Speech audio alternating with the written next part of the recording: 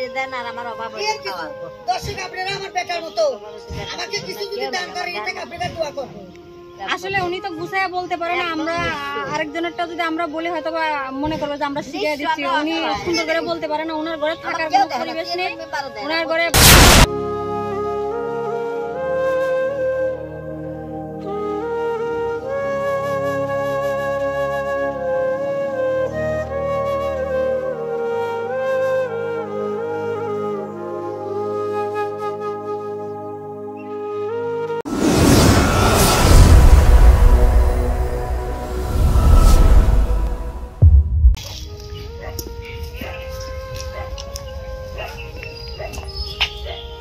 সুপ্রিয় দর্শক, আসসালামু আলাইকুম। দেশ ও দেশের বাইরে দূরেও কাছে যারা যেখান থেকে আমার এই ভিডিও দেখছেন সবার ভিতরে রইল আমার আন্তরিক শুভেচ্ছা ও ভালোবাসা। প্রিয় দর্শক, আজ আমরা আসলাম সেই রেল লাইনের রত্না পাগলির কাছে। যে রত্না পাগলি তার ছোট্ট ছোট্ট বাচ্চাদের নিয়ে কতটা কষ্টে আছে, কিভাবে জীবনযাপন করতেছে, তো তাদের কাছে আসলাম। এক কুয়েত প্রবাসী আপু তাদের ছোট্ট বাচ্চাদের জন্য অনেক কষ্ট পেয়েছে, তো ওনাদের জন্য কিছু কেনাকাটা করতে বলছিল। তো ওনার দেওয়া কিছু সহযোগিতার মধ্যে কিছু টাকায় আমরা তার বাচ্চাদের জন্য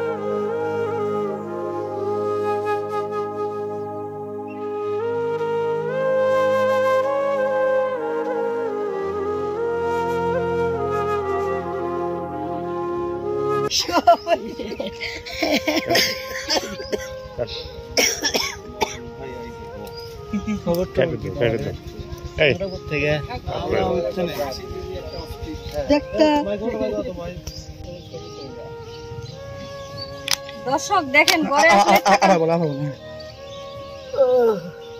বলেন আপনার কি করবে, ঘর ছেড়ে দেবে? সুন্দর করে বলেন, দেশে বিদেশে যারা থাকে, আপনার ছেলের বয়সী যারা থাকে সবাইকে বলেন, সবাই আপনাকে সাহায্য করবে। আমরা বললে তো আর হবে না, আপনারটা আপনারই বলা লাগবে।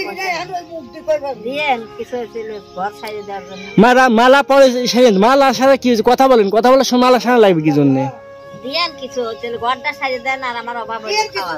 দর্শক আপনারা আমার বেটার মতো আমাকে দান করেন এটা আপনারা দোয়া করবেন। আসলে উনি তো গুছাইয়া বলতে পারে না, আমরা আরেকজনেরটা যদি আমরা বলি হয়তো বা মনে করবো যে আমরা শিখিয়ে দিচ্ছি। উনি সুন্দর করে বলতে পারে না, ওনার ঘরে থাকার কোনো পরিবেশ নেই, ওনার ঘরে খাতা বালিশ কিছুই নেই। ঠিক আছে, ঘরে গরুর ঘরের থেকেও খারাপ। আমরা কিন্তু আপনাদেরকে দেখাইছি। আপনারা যে যেখানে আছেন সবাই একটু মার বয়সী, তাকে যদি একটু হেল্প করা যায় সে ভালো থাকবে। কেউ নাই যার মতো কেউ নাই কলমি তো আমি হলো অসহায় নিঃস্ব মানুষ। আমার স্বামী মরে গেছে, দুনিয়ায় মরে গেছে, কেউ দেখে না, চেয়ারম্যান মেম্বারও দেখে না, বাড়ি নাই ঘর নাই, দেখতে না, দেয় না।